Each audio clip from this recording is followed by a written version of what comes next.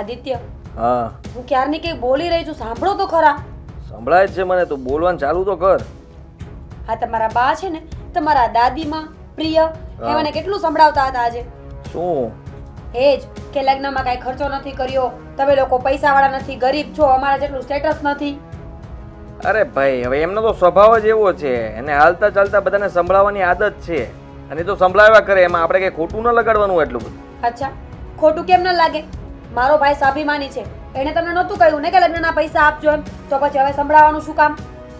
કીધું ને મેં તને, હજી તારે ઘણું બધું સાંભળવું પડશે. અને બા સાથે બહુ બેસવું નહીં. બા પાસે તું જેટલી બેસીશ ને એટલું તારું મગજ ખરાબ થઈ જશે. અચ્છા, હા, તમારી સાથે બેસવું પણ ફિઝુલ લાગે છે અત્યારે મને. હું ક્યારની અહીંયા બકબક કરું છું અને પોતે ફોનમાં પડ્યા છે. લો, મૂકી દીધું. બોલો, શું જણાવવા માંગો છો હવે તમે? આમ ફેંકવાનો હતો. ફેંકવાનો નતો. હા, હું નવો લઈશ ને ત્યારે જૂનો ફેંકી દઈશ. કેમ? બહુ પૈસા છે ને તમારી પાસે, તો ફેંકી દો, નવો લઈ આવો. અરે પણ અત્યારે ફેંકવાનો કોઈ એવો સમય નથી કે હું ફેંકી દઉં એને. મને એટલો ગુસ્સો આવે છે ને કે હું કોઈકને ફેંકી દઉં. લે, આ તને ક્યારથી ગુસ્સો આવવા લાગ્યો છે? જ્યારથી તમારા બા મને સંભળાવવા લાગ્યા ને ત્યારથી જ. હા, તો એમાં ખોટું ક્યાં સંભળાવે છે? તમારી પાસે પૈસા નથી તો સંભળાવે છે કે નથી તો આપણે એક્સેપ્ટ કરી લ્યો ને. શું કામ પણ? તમે સગાઈ કરી ત્યારે ખબર નહોતી કે અમારી પાસે પૈસા નથી, અમે પહોંચી વળીએ એમ નથી, તો પછી સગાઈ કરવી જ નહોતી. અરે મને ક્યાં કઈ વાંધો છે? મને કઈ વાંધો છે નથી ને. બોલ્યા તો ખરા. બાને પ્રોબ્લેમ છે એમ કહું છું. અને બાને પ્રોબ્લેમ હોય તો એ તારો પ્રોબ્લેમ છે ને બાનો પ્રોબ્લેમ છે, મારો નથી. તો એમાં આટલા બધા ઊંચા અવાજે બોલવાની કોઈ જરૂર નથી. ઊંચા અવાજે બોલતા મને પણ આવડે છે. તો ક્યારની તું પણ ઊંચા અવાજે તો બોલે છે. મારી સાથે વાત તો ઝઘડો કરતી એવી રીતે તો કરે છે. તો બીજું શું કરું હું? ઝઘડો કરતી હોય એમ નહીં, ઝઘડો જ કરું છું. કારણ કે તમારા બા જે બોલ્યા છે ને એ મને સહન નથી થયું. આ તો બાને છે ને પૈસા આપીશ તને, તું આપી દેજે બસ, એટલે શાંતિ થઈ જશે. શું કામ? તમે મને આપો ને હું એને આપું? એની કરતા બેટર તમે જેમને સમજાવી દો ને. હું શું કામ સમજાવું બાને? બા તને કહે છે તો બાને તું સમજાવ, હું નહીં. મારા હાથની વાત નથી કે હું તમારા બાને કઈ સમજાવું, કારણ કે મારી વાત તો સાંભળતા નથી. તો તારી વાત એમ પણ કોણ સાંભળે છે? હું પણ નથી સાંભળતો ને. વાવ, ખબર નહોતી કે પૈસા વાળા આવા હોય, મગજ વગરના, કોઈનું સાંભળે નહીં એવા. નહીં તો લગ્ન પહેલા ધ્યાન રાખત. ધ્યાન રાખવાની ક્યાં જરૂર છે? અરે અમે તને પૈસા વાપરવાની ના પાડીએ છીએ નહીં ને. વાપરને તારે વાપરવો હોય. પૈસા જોતા છે તો મમ્મીને કે હમણાં આપશે તને. હા, એટલે જ ગઈ હતી ને, પૈસા માટે જ ગઈ હતી. ત્યારે તો આટલું લેક્ચર સાંભળવું પડ્યું મારે. અને 100 વાતની એક વાત, આ પૈસાનો પાવર છે ને તમારી પાસે રાખો. હરેક વસ્તુમાં પૈસાને લઈ આવીને મૂકી દો છો. અરે હરેક વસ્તુમાં ક્યાં પૈસા લાવીને મૂકી દઉં છું? પૈસા છે તો વાપરવાના, એમ કીધું મેં તને. અને એમ પણ હવે તું ગરીબ નથી.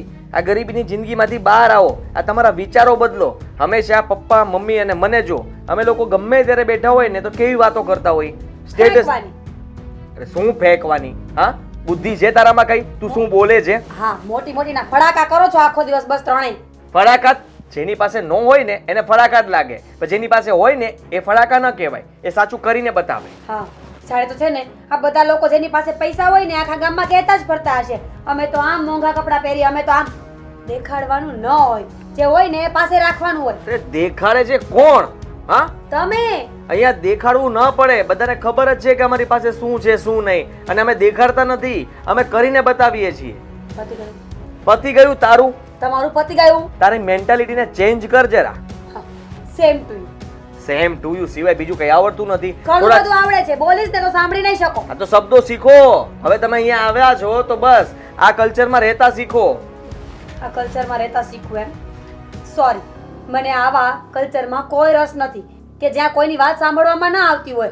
ગમે તે પ્રશ્ન ગમે ત્યારે ચાલુ થયો હોય ને, પણ એનો જવાબ ફક્ત પૈસા જ હોય. તમે લોકો ભૂખમરામાં પેદા તો થયા પણ ભૂખમરામાં જ મરવા માંગો છો. આદિ, આ શબ્દ જે બોલ્યા છો ને એ વધારે પડતો બોલી ગયા છો. કેમ? તકલીફ પડી તને? પડી તો ન પડવી જોઈએ. ન જ પડવી જોઈએ ને. કહું છું એકવાર કે તું આ ઘરમાં આવી છો તો બા ખાલી બોલે એનું ધ્યાન નહીં દેવાનું, પણ ના, તારે તો મારી સાથે મગજમારી કરવી છે, બહેસ કરવી છે. સારું, અમે ભિખારી રહ્યા ને, ભૂખમરીમાં પેદા થયા ને, એટલે અમને ખબર ના પડતી હોય. સોરી, હવે હું બહેસ નહીં કરું. તો પહેલેથી સમજી ગયો હોત તો બધી લપ્સ કરવાની જરૂર શું? તમારે તમારા બાને સમજાવવા હોય ને તો સમજાવી દેજો. જરાય સારું નથી બોલતા. પણ હું ક્યાં કહું છું કે એ સારું બોલે છે? હું એમ જ કહું છું એ સારું નથી બોલતા. એના મોઢામાંથી જ્યારે બોલે ને ત્યારે ખરાબ જ બોલી નીકળે છે. તમને ખબર છે? તમને નથી ખબર. અરે હા મીરા વહુને કેવું સંભળાવ્યું એમને. એમ કે છે કે તારા લગ્ન થયા ત્યારે અમે જ તો ખર્ચો આપ્યો હતો. એ લોકોએ ક્યાં આપણી પાસે ખર્ચો માંગ્યો છે? આ તો આપણે આપણી જાહો જલાલી બતાવવા માટે ખર્ચો આપ્યો હતો. તો એ વહુને સંભળાવવાની ક્યાં જરૂર છે? અને વહુને કહે છે કે તારા ભાઈને ત્યાં તે કંઈ જોયું નથી તો અહીંયા ખર્ચા કરવાની જરૂર શું છે? એને છે ને ભાન જ નથી સમજ્યા હું બોલવું હું ન બોલવું.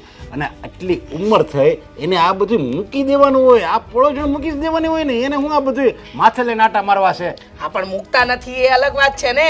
અને તમે વિચાર તો કરો, આ વહુ કેવું વિચારતી હશે કે મારા વિશે મારા સાસુ સસરા આવું વિચારે છે, મારું ઘર આવું વિચારે. એના ભાઈએ તો ના જ પાડી હતી કે હું મારી બેનને મારી રીતે સાદાઈથી લગ્ન કરીને વળાવીશ. એને તો એકે રૂપિયો નથી માંગ્યો, એની સગવડ પ્રમાણે જ એને પરણાવવું હતું. પણ આ તો આપણે કહ્યું હતું. તો આવું વહુને સંભળાવાય? અને વહુને કહે છે કે ખર્ચા ઓછા કર, આ ઓછું કર. હવે આવું બધું કહેવાતું હોય વહુને?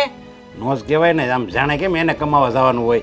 હવે એ માની લે કે આ એ કંઈક ગરીબીમાં મોટા થયા હશે અને પહેલાં આપણી પાસે કાંઈ નહોતું, તો એનો મતલબ એમ થોડું છે કે એ ગરીબીમાં જેવી રીતે મોટા થયા, જેવી રીતે રહેતા એવી જ રીતે અત્યારે રહેવાનું. એ જ તો કહું છું. દર વખતે અમારા જમાનામાં આમ નહોતું, અમે એ સમયે આમ કર્યું હતું, મારો દીકરો ફાટલું પાટલું પહેરીને ફરતો હતો. આ એકની એક વાત રોજ હવાર પડે ને બાના મોડે સાંભળવાની. અરે કંજુસાઈ નથી છૂટતી. આ એ પોતે 5 વર્ષમાં એક સાડી લે, એ 100 રૂપિયાની, અને એમાંય કકડાટ પાછો. એમાં છે ને અત્યારના ઘટિયા છે ને આમ જ હેરાન થાય છે. જો ન બોલવાનું બોલ્યા જ કરે, બસ ઘરમાં ટાંગ અડાડ્યા જ કરે. ઓલા છોકરાને ન ગમતું હોય ને તોય બોલ્યા કરે, નકર એમણામ ચૂપચાપ બેસે. અને દીકરા તમે જે કરો એ સારું જ કરો છો, કાંઈ વાંધો નહીં, તમને જે ઠીક લાગે એમ કરો તમે તારે, હું કાંઈ નહીં કહું. ખાલી એમ જો ખાલી મોઢામાંથી 2 શબ્દ કાઢે ને તોય આ અત્યારની વેજાને ગમે. પણ અત્યારના ઘટિયાને જેવું ક્યાં આવડે છે? હા એવું આવડતું હોત તો જોઈતું તું. અરે ગયડા બધા સુધરી ગયા, ખાલી તમારા બાને છોડીને. આ તમારા બા છે ને એને એક મેન્ટાલિટી છે, રૂપિયા વપરાય જ નહીં, રૂપિયા ભેગા કરાય. મને તો લાગે છે મરી જાય ને ત્યારે એમને એમ પાથરજો રૂપિયા અને પછી બાળજો.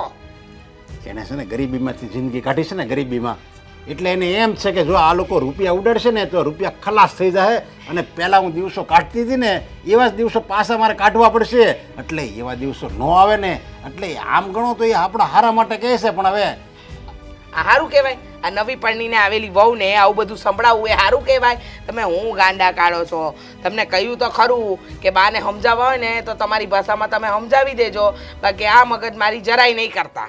અરે હું એમ જ કહું છું સારું ન જ કહેવાય, પણ એને એમ લાગે છે કે હું જે કહું ને એ સારું કહેવાય. અરે તમે શાંતિ રાખો ને. તમને કેટલી વાર સમજાવ્યા કે આ બધું બંધ કરો, નથી સારું લાગતું. જો મારી વાત સાંભળો, તમારે ડોહીને સમજાવી હોય ને તો સમજાવી દેજો. ભાઈ કોઈક વખત છે ને મારે મર્યાદા મૂકી દેવી પડે અને ન બોલવાનું બોલવું પડશે. નહીં તું કંઈ નહીં કહેતી, નકર પાછો એનો જીવ બળી જાય. હું કહે સમજે કેમ નહીં? હું હવે ખીજાઈને કહે આ માને કેમ નહીં? સમજાવી દેજો. મના વાત પડશે. આ માને ને નહીં, આ વહુની આગળ મારી પણ છે ને બેઇજ્જતી કરી. અને બિચારી પેલી વહુને 5000ની સાડી લેવી હતી, મેં 20000 આલ્યા. મેં કીધું બીજી 12000 વાળી હું જોઈને આવીને એ લઈ લેજે. તો એ પેટમાં બળ્યું બાને. ભાઈ હવે વાપરે છે તો વાપરવા દેતા હોય તો. ના એ પોતે તો 5 વર્ષથી 1 સાલનો કાઢતા નથી. 100 રૂપિયાનું ખબર નહીં ક્યાંથી ફર્નિચર જેવું લઈ આવે છે અને આપણને સલાહ આપશે. પાછા હું કહે છે લુગડા તો ખાલી શરીર ઢાંકવા જ જોઈએ ને. અરે બાપા પછી વહુએ બોલી, વહુએ બરાબર જવાબ આપ્યો. પણ હા મીરાને તમે તારે છૂટી આપી દેજો, સમજ્યા? હા. કારણ કે બોલવાનું આપણે કાંઈ નહીં બીવાનું. હા આમ તો આપી દીધી જ છૂટી, પણ તમે છે ને તમારા બાને જઈને કહી દેજો હવે પછી વહુને કઈ બોલે નહીં, નહીંતર હું મારાથી ભૂંડું કોઈ નહીં થાય.